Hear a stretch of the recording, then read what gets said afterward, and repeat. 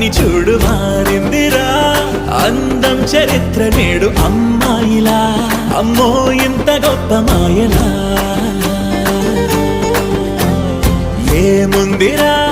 పువ్వల్లె తార చేత చిక్కిందిరా కళ్ళార చూసుకున్న ధన్యోస్మిరా ఆనందాన్ని కళ్ళ కద్దరా